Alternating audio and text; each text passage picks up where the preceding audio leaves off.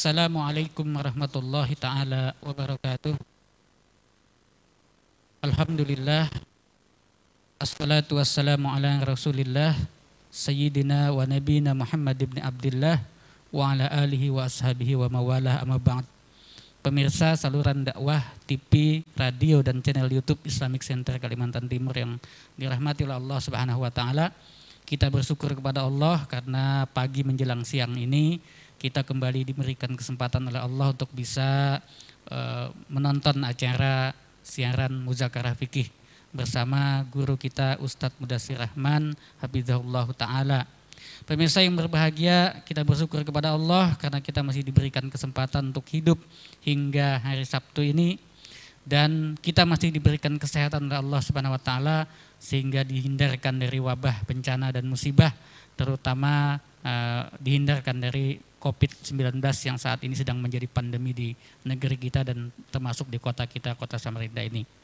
Bagi saudara-saudara yang mungkin saat ini sakit, yang saat ini sudah terpapar penyakit apapun bentuknya dan namanya, kita doakan bersama semoga segera diberikan kesembuhan oleh Allah, dipulihkan kembali kondisinya, dan ditingkatkan kualitas kehidupan, kesehatan, dan yang paling utama kualitas keimanan dan ketakwaannya kepada Allah Subhanahu wa taala. Pemirsa yang berbahagia, hari ini kita akan kembali membuka kajian kita. Kita akan kembali mendengarkan uraian ilmu fikih Islam yang akan disampaikan oleh guru kita Ustadz Mudassir, yang hari ini membahas apa guru? Syarat wajib sholat ya. Ya, baik pemirsa yang dirahmati Allah Subhanahu wa taala, hari ini kita sudah memasuki bab salat yang rukun Islam yang kedua setelah syahadat. Ya, dan bab ini merupakan bab yang kedua juga di dalam pelajaran fikih kita setelah kita menyelesaikan materi tentang thaharah atau bersuci. Baik, tanpa memperpanjang kata, kita serahkan waktu dan tempat kepada guru kita Ustadz Mudassir. Kepada beliau kami persilakan. Falyatafaddal mazkura. Assalamualaikum warahmatullahi wabarakatuh. Bismillahirrahmanirrahim. Alhamdulillahirabbil alamin wassalatu wassalamu ala asyrafil anbiya'i wal mursalin sayyidina wa maulana Muhammadin wa ala alihi wa sahbihi ajma'in. Subhanaka la ilma lana illa ma 'allamtana innaka antal alimul hakim. Wala haula wala quwata illa billahil aliyil azim, amma ba'du. Pemirsa saluran dakwah TV Islamic Center Kalimantan Timur yang dimuliakan Allah Subhanahu wa taala, alhamdulillah, puji dan syukur kita haturkan kehadirat Allah Subhanahu wa taala atas segala nikmat dan karunia-Nya sehingga kita dapat berjumpa kembali di program acara Muzakarah Fikih yang mudah-mudahan menambah ilmu dan wawasan kita khususnya masalah fikih, dan mudah-mudahan menjadi amal jariah bagi kami di sini.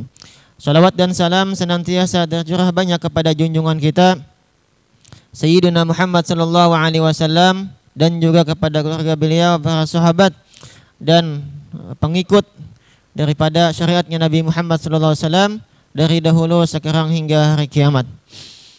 Nah, adapun pembahasan kita pada kali ini adalah tentang bab salat, tentang bab sembahyang. Nah, sembahyang adalah suatu kewajiban yang Allah Ta'ala wajibkan kepada kita umatnya Nabi Muhammad SAW, dan hukumnya adalah fardu ain. Sebagaimana hadis daripada Rasulullah SAW, faradallahu ala ummati lailatul Isra, Allah Subhanahu wa taala mewajibkan atas umatku pada malam Isra Mi'raj itu 50 salatan, 50 waktu. Falam azal raji'uhu, maka kata Nabi, aku senantiasa bolak-balik menghadap Allah Subhanahu wa taala, wa as'aluhu takhfif, dan meminta keringanan, hatta ja'alaha, sehingga sampai Allah menjadikan 5 waktu, khamsan fi kulli yaumin wa lailatin. Sehingga kewajiban itu menjadi 5 waktu. Selain daripada itu, sembahyang merupakan amalan yang pertama kali akan dihisab pada hari kiamat. Sebagaimana hadis Rasulullah SAW, inna awwala ma yuhasabu bil abdu yaumal qiyamah min amalih salatuhu. Sesungguhnya yang pertama kali akan dihisab pada hari kiamat itu daripada amalnya itu adalah sembahyangnya.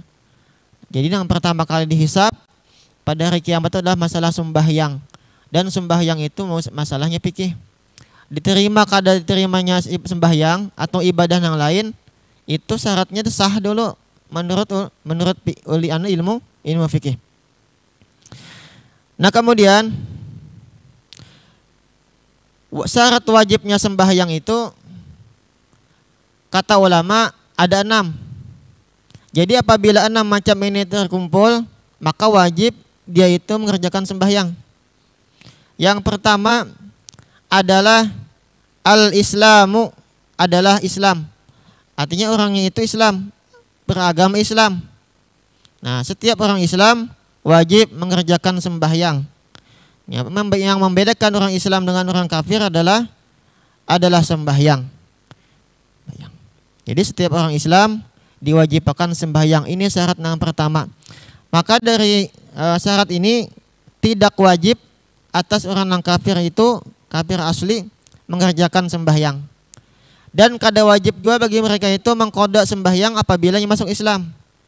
Misalnya ketika orang kafir itu masuk Islam setelah 50 tahun akil balik, makanya kada wajib mengkodok sembahyangnya.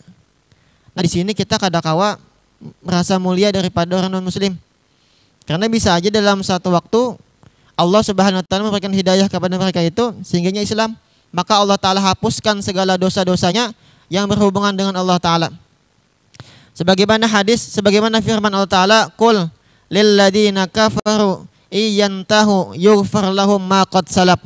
Katakanlah wahai Nabi Muhammad kepada orang yang kafir, in yantahu, jika mereka itu menyudahi ampih daripada kafirannya, yughfar lahum, maka diampuni bagi mereka itu ma qad salaf, akan dosa yang telah lalu. Nah, itu jadi orang kafir telah 50 tahun kada sembahyang, kada berzakat, kada puasa, kada mengaji, lalu masuk Islam, asyhadu alla ilaha illallah wa asyhadu anna rasulullah, maka dihapuskan dosa-dosanya mulai akil balik sampai 50 tahun itu. Nah, ini nyamannya. Nah, kan? Dan ini kada wajib mengkodok sembahyang selama masa kekafirannya.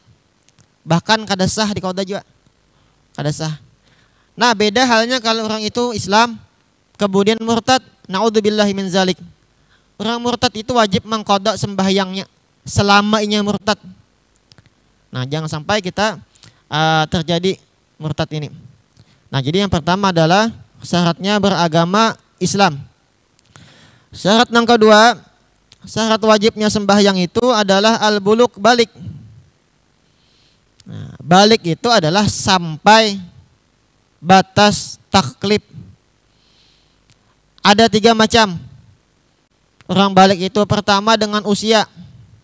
Ada orang balik itu dengan usia. Misalnya seseorang itu lahir tanggal 1 Muharram 1440 Hijriah, kemudian 15 tahun kemudian 1455 Hijriah genap umurnya 15 tahun, maka dia dinyatakan balik dan berlaku hukum taklif seperti sembahyang wajib. Jadi apabila laki-laki atau perempuan yang mencapai usia 15 tahun, 15 tahun Hijriyah. Ya kah? Tahun Hijriyah. Jadi hitungannya itu tahun Hijriyah. Misalnya si fulan lahir tanggal 1 Muharram.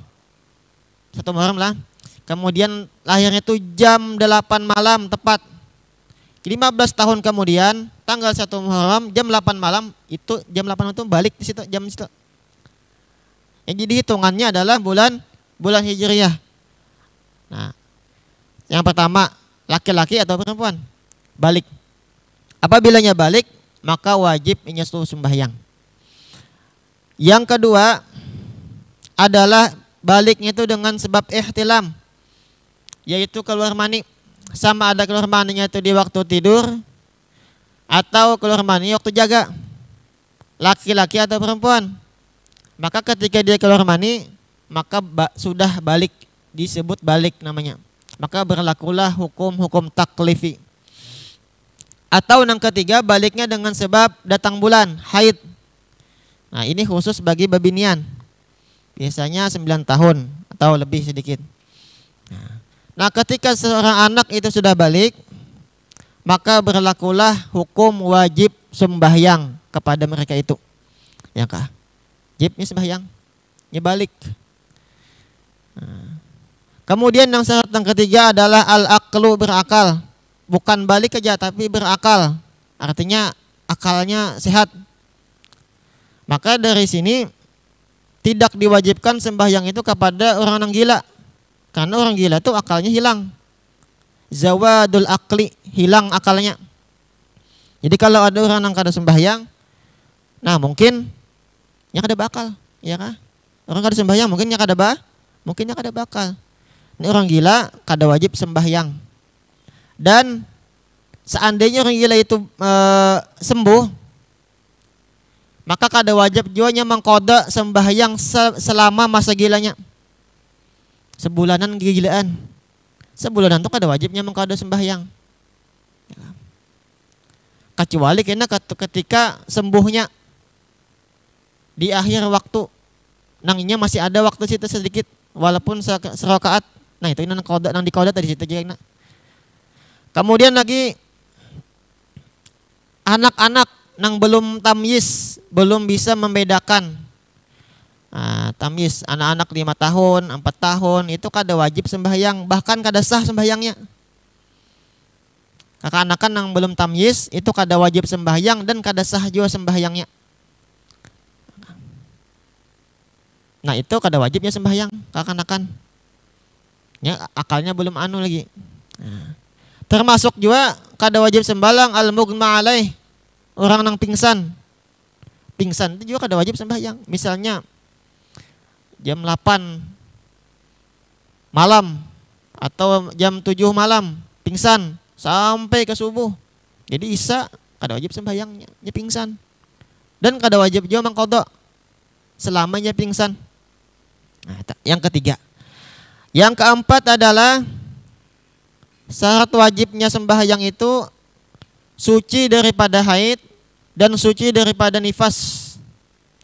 Maka kada wajib bagi babinian yang ketika datang bulan atau nifas mengerjakan sembahyang, kada wajib. Bukan kada wajib lagi, bahkan wajib meninggalkan sembahyang. Wajib meninggalkan sembahyang. Dan kada wajib juga mengqada sembahyang selama masa haidnya. Kecuali ya kah?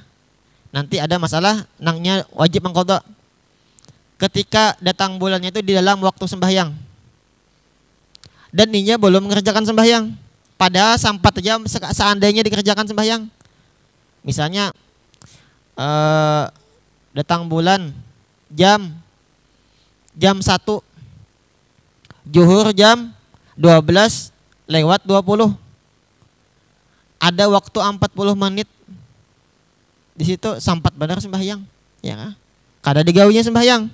Maka kena wajib mengqada zuhur dan asarnya wajib diqada. Demikian juga kena waktunya suci di akhir waktu. Ada waktu tersisa sekedar satu kali takbir suci di situnya, makanya wajib mengqada sembahyangnya, yaitu misalnya asar, lalu maghrib, isya dengan Isya lawan maghrib, asar dengan zuhur itu tah. Subuh kadada. Nah itu. Maksudnya kada dijamak gitu tah. Nah, tapi kalau nya sampat subuh tuh ada waktu wajib jadi qada. Wajib jadi qada. Nah, jadi nang keempat adalah suci daripada haid dan nifas. Jadi babinian nang datang bulan itu kada wajib sembahyang dan kada wajib juga mengqada.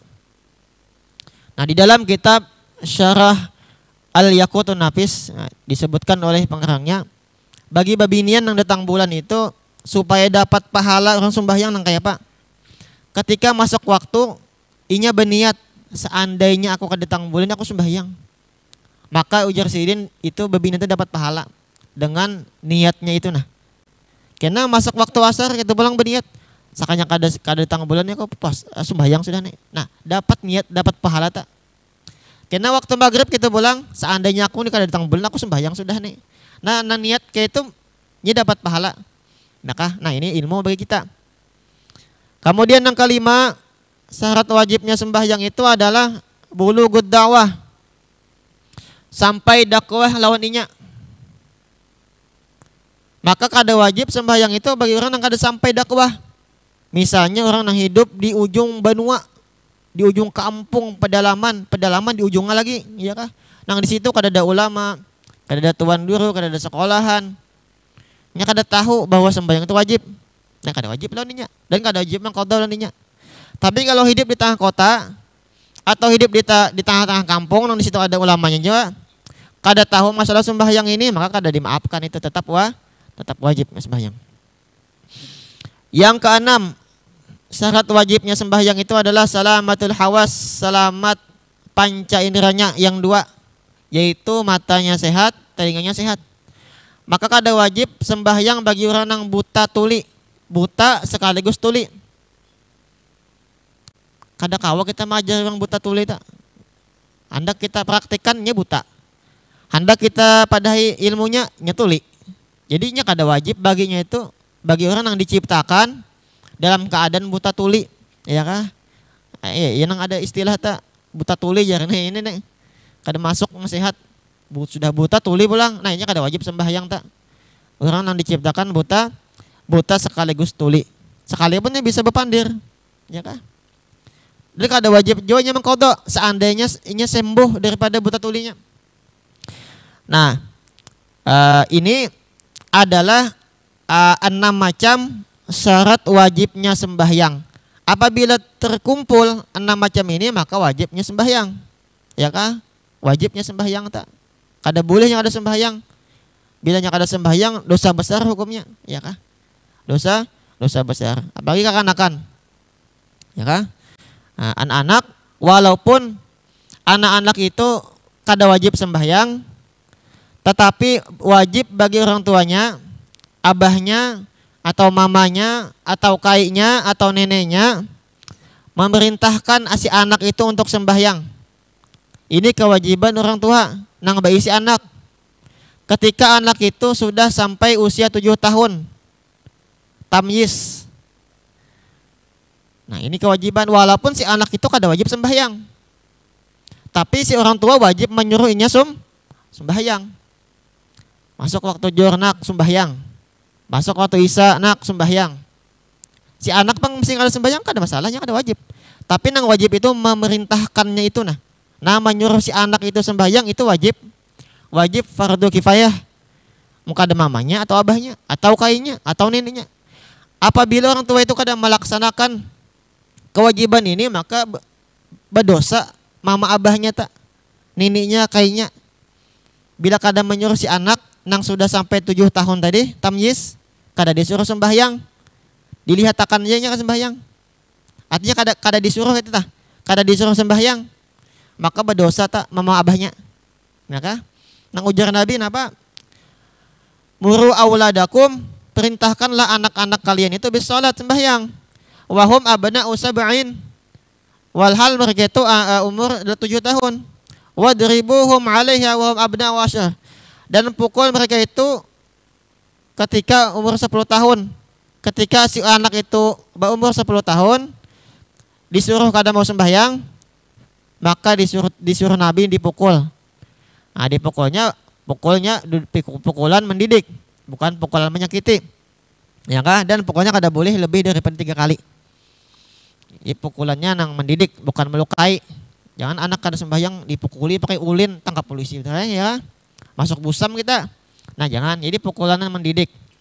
Pukulan mendidik. Nah, ini perintah, ini kewajiban lawan orang tua. Ketika anak 7 tahun disuruh sembahyang, ketika umur 10 tahun disuruh sembahyang bila kada mau dipukul. Ya kah? Nang ujar Datuk Kalampayan di dalam kitab Sabilal Muhtadin, kewajiban ini berlaku sampainya balik. Si anak tuh balik, hanya ampih kita menyuruh sembahyang.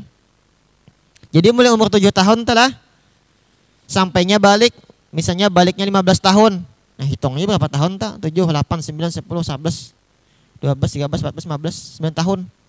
9 tahun itu kita wajib menyuruhnya sembahyang. Nak, sembahyang. Pukul nih, bayang. Nah, itu kewajiban orang tua. Banyak orang tua kita nang bayi si anak kada memperhatikan masalah ini. Padahal ini wajib nih. Kecuali sudah balik, hanya bebas sudah kita, kada lagi menyuruhnya sembahyang. Serangnya lagi nak sembahyang kada kah? Ya sudah kil balik, makanya bertanggung jawab atas dirinya. Tapi selama ini belum balik, masih tamyiz, itu wajib orang tua itu menyuruhnya sembahyang. Menyuruh aja wajib.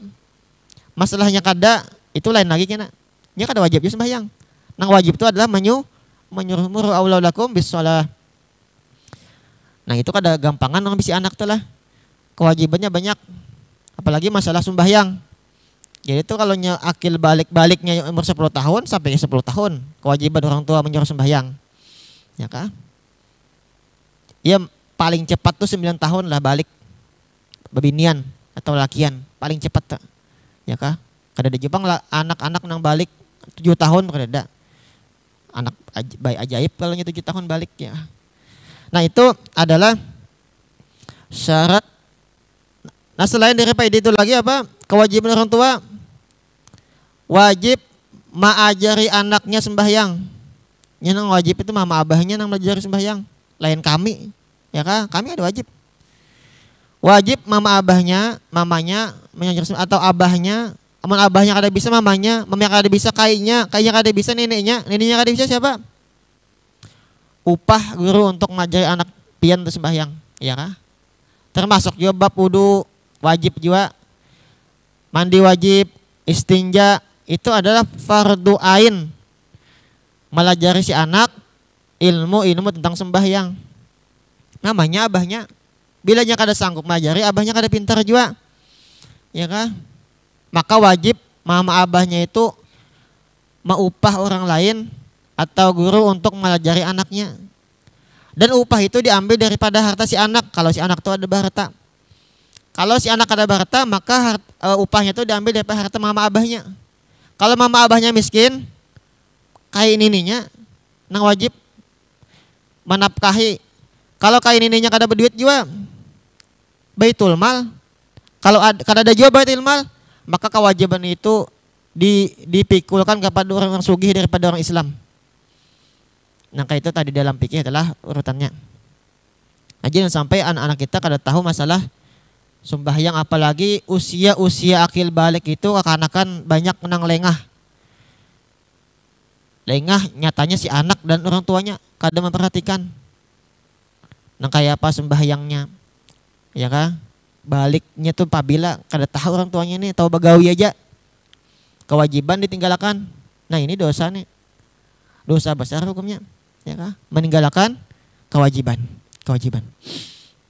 Nah, itu adalah 6 macam syarat wajibnya sembahyang. Apabila 6 macam itu terkumpul, maka wajib yaitu sembahyang. Nah, pembahasan kita pada kali ini khusus membahas tentang syarat wajibnya sembahyang. Dan sembahyang itu wajib, itu disebut dalam usul fikih hukum taklifi.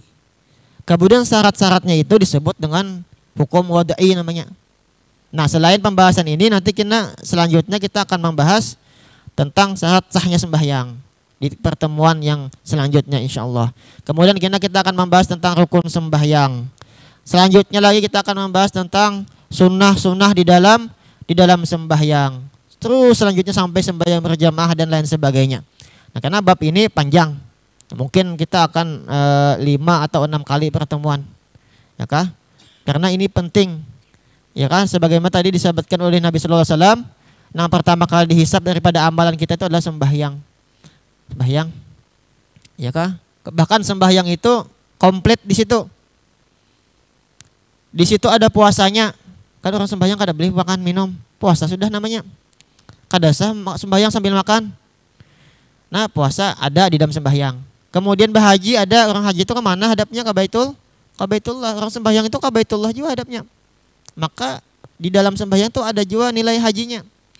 Kemudian di dalam sembahyang itu ada syahadat, tasyahud, asyhadu alla ilaha illallah wa asyhadu anna muhammadar rasulullah. Dan di dalam sembahyang itu ada dampak sosialnya.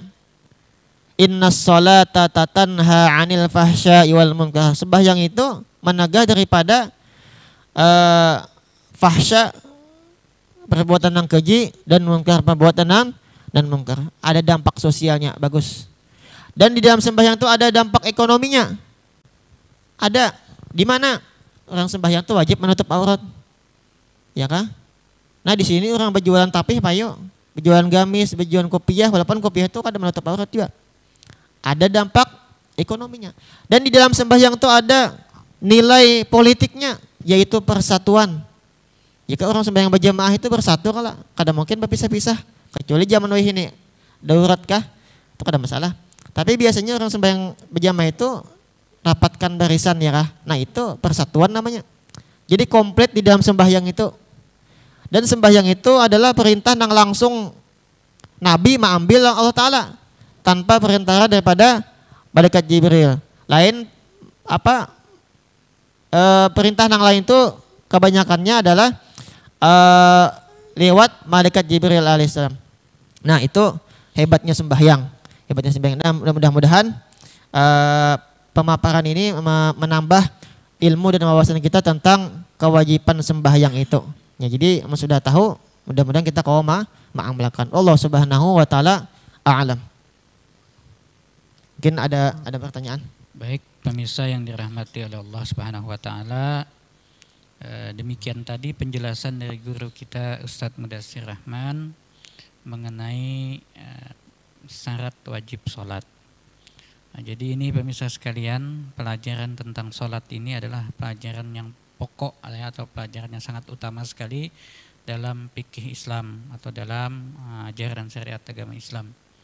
Makanya berkaitan dengan sholat ini kita memang harus teliti, harus hati-hati, jangan sampai kita salah melakukannya atau salah melakukan hal-hal yang berkaitan dengan sholat tadi. Karena sholat ini tiang agama guru lah. Bahkan dikatakan oleh guru kita tadi, di dalam ibadah sholat ini terdapat unsur ya seluruh daripada rukun Islam itu ada di dalam sholat. Bahkan yang di luar rukun Islam saja ada. Nah, contohnya tadi beliau menyampaikan adanya syahadat yang merupakan rukun Islam pertama itu ada di dalam sholat. Sholat sendiri sebagai sebuah peribadatan, sebagai sebuah penghambaan diri kepada Allah, itu apalagi ada di dalam ibadah sholat itu sendiri. Puasa jelas, kata beliau tadi, kita disuruh untuk tidak makan dan minum selama sholat. Kalau ada yang makan atau minum dalam keadaan sholat, maka jelas sholatnya akan batal. Lalu berkaitan dengan hal sosial, ya kalau dalam ibadah rukun Islam ada zakat juga kan, itu berkaitan dengan pembersihan harta dan memberikan kepada orang-orang yang mampu, yang dimana kita di situ mengorbankan harta kita. Nah, dalam sholat juga begitu, kita butuh biaya. Ya, mulai kata beliau tadi dalam kaitannya dengan bisnis, kita perlu naik motor misalkan, beli motor. Kita perlu ngisi bensin, pakai bensin, beli ke tukang bensin, ya kan. Jadi sampai ke peralatan sholat, jamaah rahimani wa rahimakumullah, itu semua berkaitan dengan hal-hal yang sosial. Termasuk juga tadi beberapa hal yang beliau sampaikan, rukun Islam yang kelima, haji pun tergambar di situ. Karena kiblat kita itu ke tempat kita melaksanakan ibadah haji di tanah suci sana. Ya, baik pemirsa yang dirahmati Allah Subhanahu wa taala, maka mari kami mengundang pemirsa sekalian untuk menyampaikan pertanyaan ya melalui nomor telepon atau nomor WA yang ada di layar televisi Anda Bisa juga melalui channel YouTube atau fun fact kami sebenarnya ada ya, cuman mungkin belum bisa kami publikasikan karena belum tertulis di layar televisi. Ya mudah-mudahan nanti itu bisa menjadi wasilah kita atau sarana kita untuk lebih meningkatkan kualitas ibadah kita, terutama ibadah sholat. Baik Guru, ini saya mau bacakan dulu, ada 4 pertanyaan ini. Ini pertanyaan yang pertama, jika seorang anak balik sesudah mengerjakan sholat fardu, apakah sholatnya itu wajib diulang? Nah, itu udah paham nih Guru pertanyaannya juga. Saya kurang paham, mungkin Guru lebih paham ini. Ya kan baliknya seorang anak itu kan Sesudah sholat gitu maksudnya. ada dengan usia, ada dengan ihtilam bulan. Misalnya seorang anak itu sudah sembahyang zuhur, dia belum balik lagi nih, belum ya. balik, Ya. sudah sembahyang zuhurnya. Jam 2 ihtilamnya balik lah tah. Jam 2 siang nih guringnya ihtilam, Ya. baliknya. Atau jam 2 siang itu ternyata adalah waktunya dilahirkan, maka balik dengan usia. Nah, apakah sembahyang yang sudah dilaksanakannya sebelum jam 2 tadi itu wajib diulangi? Iya. Ah, ya kalah. Apakah wajib diulangi atau kada? Maka ujar ulama, khususnya madhab Syafi'i, madhabuna al-masyhur al-mansus an-nasabiyya idza balaga fi asna'il waqt shalla la yalzamhu i'adah. Di dalam al-majmu' juz yang ketiga. Apabila si anak itu balik, ya kan? Walhalnya di dalam waktu asna al-waqt, masih di dalam waktu, dan ini sudah sembahyang, maka kada wajib si anak itu mengulangi sembahyang yang sudah dilakukannya. Kada wajib mengulangi sembahyang yang dilakukannya, kada wajib. Apakah kada wajib ini bermakna haram atau sunat atau makruh? Ada di kata ulama sunatnya mengulangi, sunat aja kada wajib. Jadi kalau hendak mengulangi boleh aja sunat, tapi kada wajib. Tadi sudah sembahyang ya misalnya. Nah itu ini masalah ini mungkin kada terperhatikan oleh anak-anak kita. Masalahnya itu balik apabila kada terperhatikan. Karena pendidikan kita itu menjauhkan anak-anak kita daripada memaham agama. Ya kan? Maaf, memang apalagi usia-usia yang 10 tahun, 12 tahun itu usia-usia yang membuat anak-anak kita lengah daripada kewajiban fardu ain ini. Kan bisa aja anak itu balik dan orang tuanya kada tahu, dan inya kada tahu juga apa ini Jir, ya kan? Apa ini Jir bau-bau anu. Nah, jadi kada wajib jawabannya kada wajib si anak itu mengulang sembahyang yang sudah dilakukannya, tapi sunat seandainya hendak dah boleh aja. Walaupun kan sholat yang dilakukannya sebelumnya balik tadi kan kada wajib Guru lah. Iya kada wajib. Ya, tapi kada wajib. Iya bujur. Ini masuk akal Guru. Bisa saja mungkin ada pertanyaan gitu kan. Karena sholat sudah nih, misalkan jam 12:30 kan, belum balik ini. Belum balik lagi nih. Udah sholat tidurnya, begitu tidur mimpi basah, tanda-tanda balik sudah kan. Balik dah itu bukan tanda lagi. Kan juga masih masuk ini. Masuk panjang. Nah, apakah ini diulang gitu ya? Iya. Kada wajib diulang. Iya, kada wajib. Nah, baik. Jadi misalnya dirahmati oleh Allah Subhanahu Wa Taala, ya kalau punya anak misalkan yang biasa kan kalau kita muslim kadang-kadang kalau yang perhatikan pendidikan anak itu walaupun anak belum wajib sholat tapi kan dibiasakan tuh, karena Rasul juga kan perintahkan anakmu untuk melakukan sholat kalau umur sudah 7 tahun. Nah walaupun dia mungkin belum balik, tapi ternyata saudara-saudaraku sekalian, setelah dia sholat dalam kondisi tidak balik, dia beristirahat atau bagaimana, tiba-tiba datang masa baliknya, nah dia tidak perlu lagi mengulang sholatnya tadi yang masih dalam satu waktu tadi. Nah baik, yang kedua, kenapa orang murtad yang kemudian gila wajib mengkodok sholatnya, sedangkan orang yang murtad yang kemudian haid tidak wajib mengkodok sholatnya selama haid? Nah ini Guru, tadi kan Pian bilang murtad itu kalau memang belum muslim begitu masuk Islam tidak perlu mengkodok kan? Ya, tapi kalau orang muslim murtad wajibnya mengkodok. Begitu dia balik ke Islam dia wajib mengkodok selama dia murtad ya. Jadi orang murtad ketika inya murtad, misalnya murtadnya setahun, wajibnya mengkodok sembahyang selama masa murtadnya setahun tuh ya. Kemudian ketika inya murtad nih ada lagi masalah yaitu kegilaannya. Kegilaan ya kah? Tulahan kah? Wallahu alam. Pokoknya gilaan. Jadi gilanya selama murtad ya kah? Itu wajibnya mengkodok sembahyang. Tetap wajib.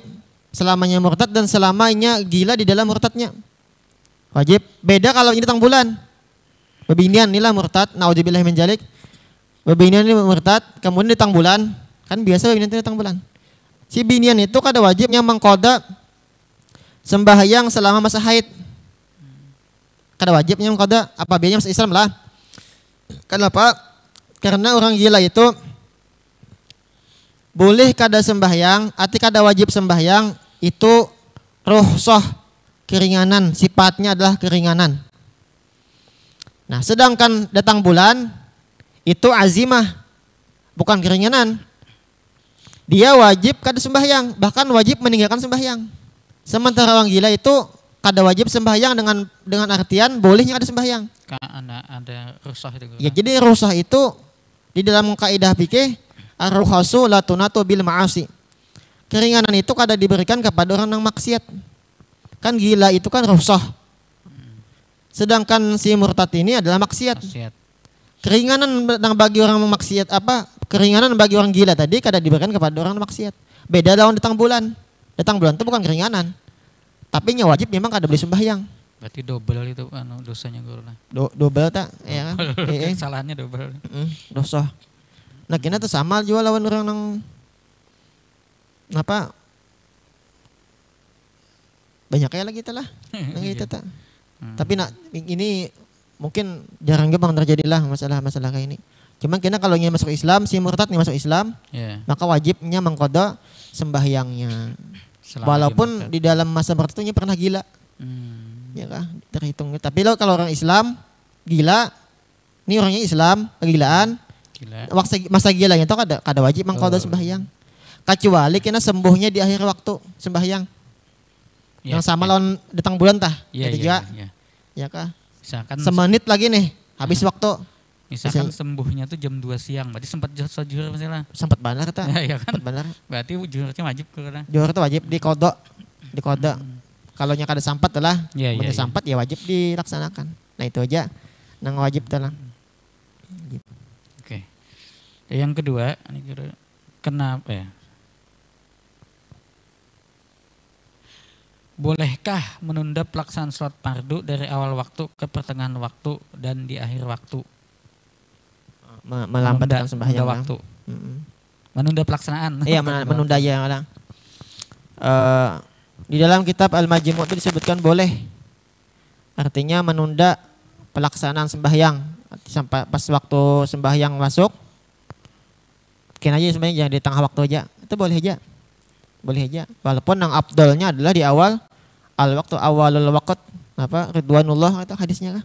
Awal waktu adalah keridhaan apa? Jadi boleh aja asal masih di dalam waktu sembahyang. Kalau misalnya sebahagian sembahyang itu tak keluar daripada waktu sembahyang haram hukumnya walaupun sah. Walaupun terhitung adaan. Misalnya nih 2 menit lagi habis waktu sembahyangnya isya atau sembahyang zuhurnya. Separuh di waktu zuhur, separuh waktu isya. Itu masih dihitung adaan dan sah, tapi nya berdosa karena itu waktu yang disebut waktu haram namanya.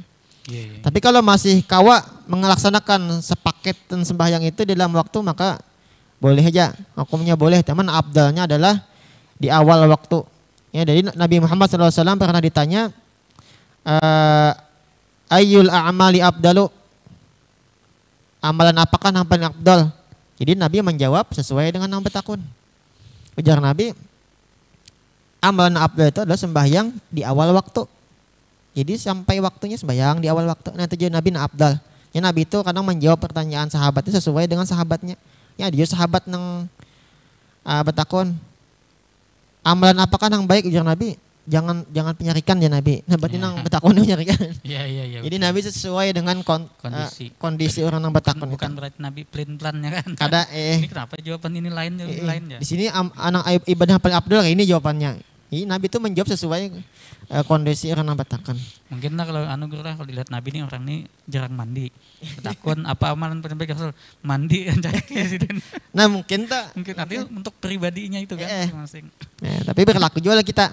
Iya. Bahkan bukan boleh aja. Bahkan ada nang sunat ditunda sembahyang itu daripada awal waktu. Nah, apa itu?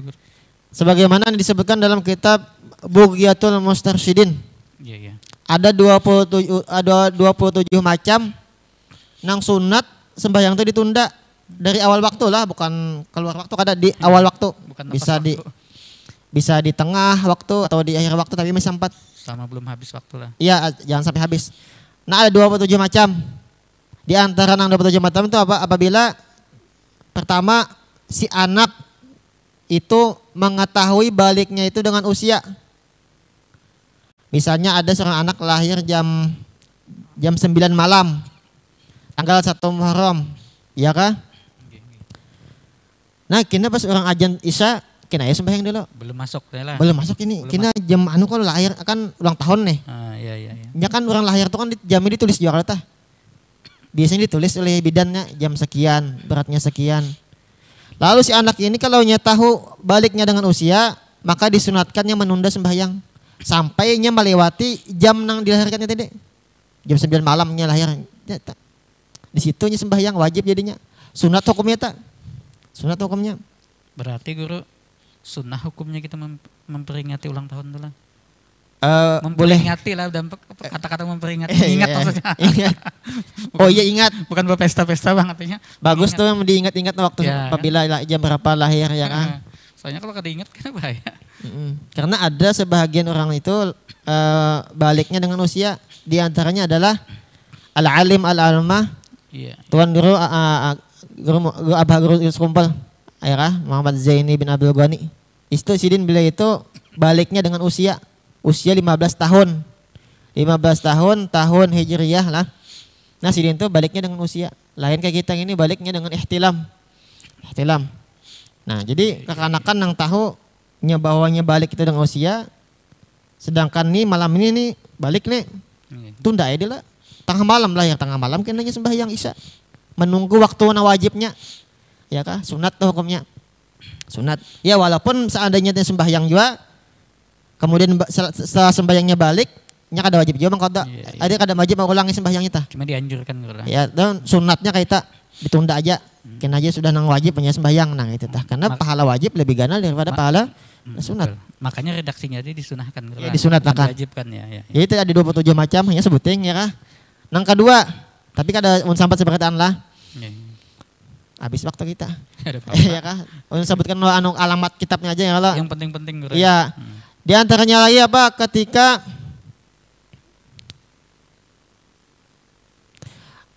indal godab, ketika marah, lagi sarik nih. Iya. Ya wah. Betul. Mungkin aja dia lah sembahyang ya kah? Lagi bakal hilang bini kah misalnya. Bakal hilang siapa kah? Panas kau nih.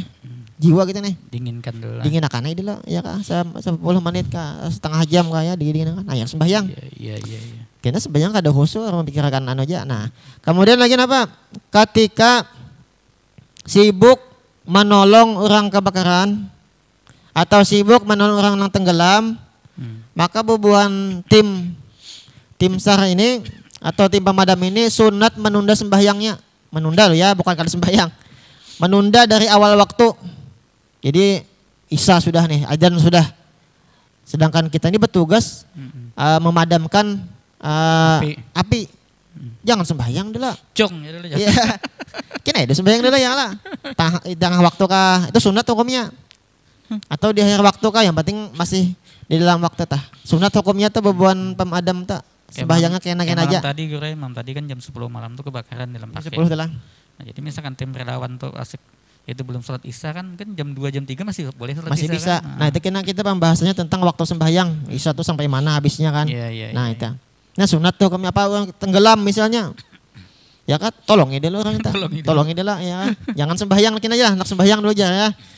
Mati orang ya. Berarti sama ini guru lah dengan dokter yang sedang merawat pasien, sama operasi pasien misalkan. Sama. Nang utama dulu kita menyelamatkan orang tak. Kan sembahyang panjang waktunya tah. Iya. Panjang waktunya.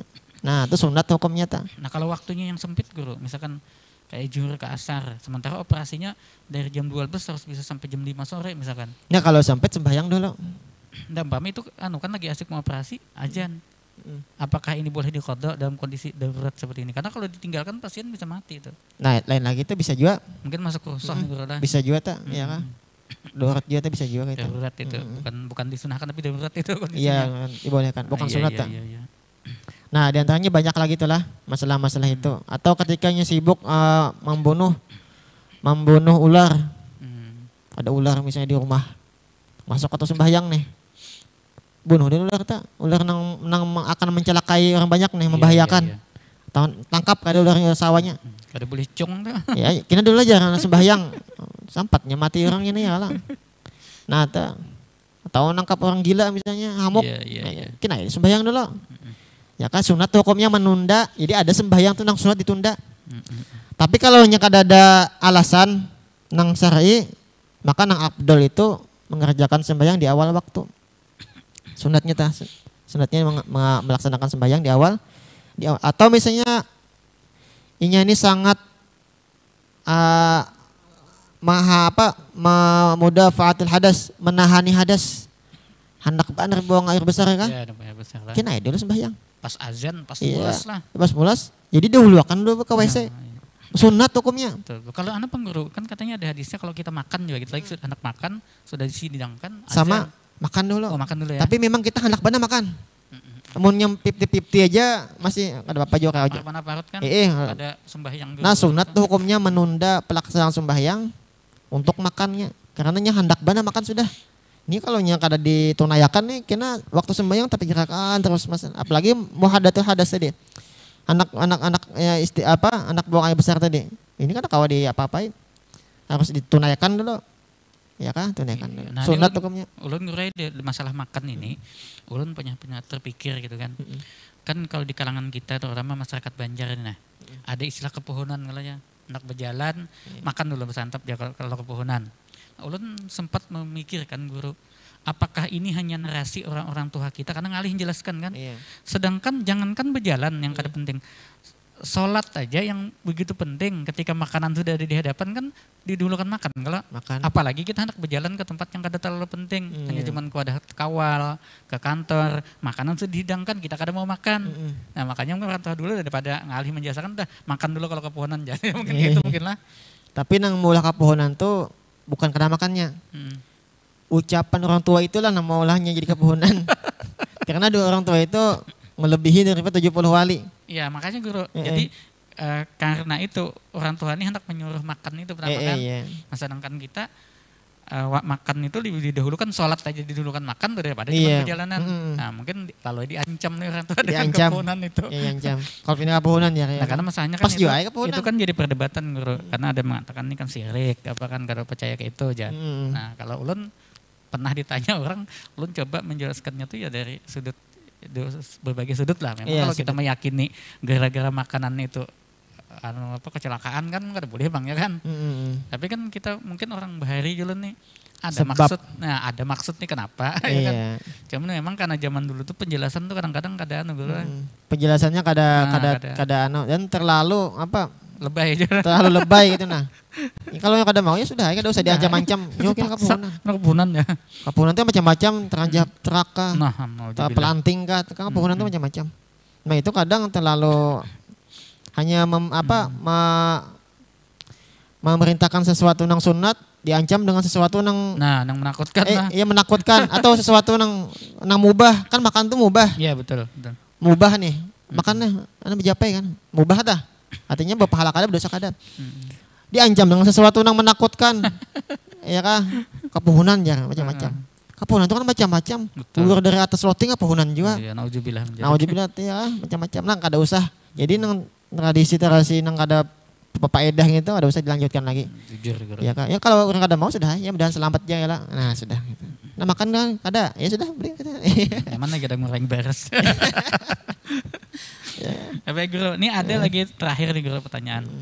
Kan kadang kita di dunia modern ini ada kalau yang orang garing seperti tadi dibahas dokter mengobati orang operasi ya kan. Nah bagaimana seorang yang sakit ini nah yang kadang dioperasi dibius kan. Nah selama dibius tuh kadang apalagi kalau bius total tuh kan kada sejam 2 jam guru reaksi. Hampir seharian kadang-kadang. Nah selamanya dalam pengaruh bius ini kayak apa hukumnya diqadha apakah ada itu sholatnya tuh? Nah jadi termasuk daripada orang yang kada wajib sembahyang dan kada wajib mengqadha sembahyang ada orang nang gila, orang nang pingsan, dan orang termasuk juga orang nang dibius. Karena orang nang dibius itu hilang juga akalnya, kesadarannya. Walaupun Lalu itu sengaja pertanyaannya guru lah. kenapa orang pingsan kada wajib mengkodo sembahyang, kada wajib sembahyang, Oke. sementara guring itu wajib mengkodo sembahyang apabila keluar waktu. Nah maka jawabannya adalah orang guring itu ini dibangunakan kawa, Iya, iya. bangunakan aja kawa. Kalau Kalau dia- orang pingsan tengalih, Sama kan di bius kalau dibangun-bangun kan. orang bius itu ada kawa dibangunakan juga. Tapi Nah, gue di bius tuh kan sengaja. ya walaupun Sengaja lah. sengaja dan memang karena ada hajat. Iya, iya, iya. Karena ada hajat itulah nya boleh. Bolehnya di bios tuh, misalnya orang Betul, lakukan betul. operasi besar, misalnya jam 8 di bios, jam 8 malam bangunnya. Jadi berapa waktu nanti tinggalkannya? Zuhur, asar, maghrib. Nah 3 waktu itunya kada wajib sembahyang. Iya, iya, iya. Selama di bios tadi. Isya kan masih panjang tadinya, sembuhnya di waktu isya. Wajib sembahyang isyanya. Nah jadi 3 waktu itu kada wajibnya sembahyang dan kada wajibnya mengqadha sembahyang tadi. Dengan artian apa? Seandainya nyamang qada, ya sunat aja, kada wajib. Iya, iya. Kada wajib. Kada wajib. Jadi nang di qada tuh ada orang guring tadi bilangnya keluar waktu wajib di qada. Karena orang guring tuh kalau dibangunakan nyaman aja. Bangunnya. Beda dengan orang pingsan. Iya. Ya kan tengali sedikit dibangunakan apalagi orang nang Kritis di, koma di, lah. di koma, koma masuk juga. Koma Iya, tuh iya. masuk juga. Kada wajibnya mengkada apabila inya komanya melewati waktu sembahyang. Iya. Sembahyang. Lawan orang guring itu pasti kawa menentukan posisi guringnya. Beda orang pingsan. Pingsan tuh kadang-kadang berdiri, rabahnya pingsan. Ada kawa. Jadi hukumnya tuh beda.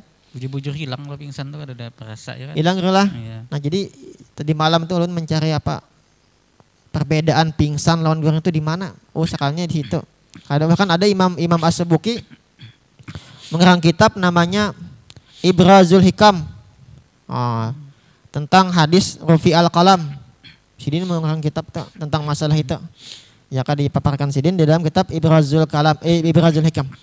Nah, tentang Rufi al-Qalam an salas, artinya kalam itu diangkat, artinya kada dibebankan kepada 3, kepada anak kecil sampainya balik, orang gila sampainya sembuh, dan orang tidur ketikanya sudah bangun. Nah, tapi orang guring tadi tetap wajibnya sembahyang dan wajibnya mengqadha sembahyang.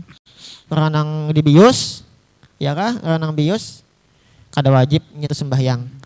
Tapi pulanglah kalau kita melihat fakta yang ada di masyarakat kita, walaupun kita jelaskan lah bahwasanya nang orang di bius ini kada wajib sembahyang, walaupun kada di bius ini kada sembahyang juga bon eta. Kan sembahyang juga kan di bius. Ada di bius kada sembahyang juga. Artinya ini masih di opname, masih di impus ya kah? Kada sembahyang sudah. Ada sembahyang juga, apalagi nang di bios. Nah, karena ulun ini sudah berapa kali masuk rumah sakit. Ada 7 kali. 7 kali masuk rumah sakit, 2 kali operasi besar, ya kan? Ratusan kali disuntik infus. Dan ulun melihat kondisi di rumah sakit itu banyak orang yang kada sembahyang. Banyak orang yang kada sembahyang. Banyak orang yang sembahyang, ya kan? Apalagi nang di bios. Nah, itu kasihan banget lah, sudah garing ada sembahyang ulang ya. Nah, jadi mungkin mulai kesempatan ini guru kita sampaikan kepada pemirsa kan, jangan mengira begitu sakit tuh bebas dari sholatnya kan. Ya, kecuali itu gila. penting. Ini anak kada sembahyang tuh gilaan lah. Karena ada syarat-syaratnya guru. Iya. Ketentuan berlaku. Ya, itu berlaku. Kecuali atau mati misalnya kada wajib lagi sembahyang. Tapi wajib sembahyang kan. Atau kada bakal, nah kada wajib sembahyang. Tapi akalnya masih ada, ya kan? Sehat akalnya lah maksudnya. Atau sehat panca indera dan telinganya. Itu wajib sembahyang. Kayak pun kada kawa berdiri ya duduk. Iya. Kada kawa duduk berabah. Ya jadi idza amartukum bisyai'in ya Nabi fa'atu mastata'tum, apabila aku perintahkan dengan sesuatu kerjakan semampu ikam. Nah itu kewajiban telah. Baik, terima kasih Guru Mudasir atas penjelasan dan uraiannya. Pemirsa yang dirahmati oleh Allah Subhanahu wa taala. Jadi kita saksikan tadi betapa ya begitu dinamisnya fikih Islam itu, karena berkaitan langsung dengan kehidupan masyarakat kita, kehidupan pribadi kita, yang mana kehidupan ini juga berkembang. Makanya ada sebagian saya pernah dengar ulama menyebut ada namanya fikih waqi segala macam itu kan fikih kekinian. Karena ada hal-hal yang kadang di zaman Rasulullah tidak ada, zaman sekarang sudah ada. Nah, ini karena perkembangan inilah pemirsa yang dirahmati oleh Allah Subhanahu wa taala, maka kita perlu untuk sering-sering berkonsultasi kepada ahlinya. Nah, salah satu sarana kita atau wasilah kita untuk mendapatkan ilmu ini adalah dengan menyaksikan acara Mujakarah Fikih melalui saluran dakwah TV Islamic Center ini. Dan insya Allah guru kita Ustadz Mudassir Rahman akan memberikan jawaban-jawaban dan kita akan berusaha untuk menjawab semua pertanyaan pemirsa. Walaupun mungkin kami terbatas dalam hal ilmu, tetapi paling tidak kita berusaha mencarikan dulu lah di kitab yang kita lupa, carikan di kitabnya mungkin ada.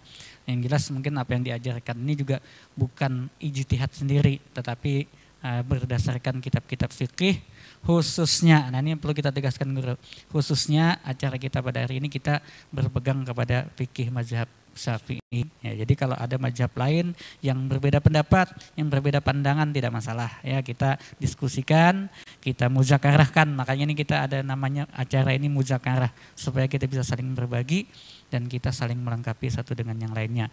Mudah-mudahan acara kita pada hari ini membawa keberkahan buat kita semua, menambah ilmu dan pengetahuan kita, serta menjadi amal soleh yang akan menjadi tiket kita untuk masuk ke dalam surganya Allah Subhanahu wa taala. Subhanakallahumma wa bihamdika asyhadu an la ilaha illa anta astaghfiruka wa atubu ilaik. Wallahul muwaffiq ila aqwamit thoriq. Wassalamualaikum warahmatullahi taala wabarakatuh.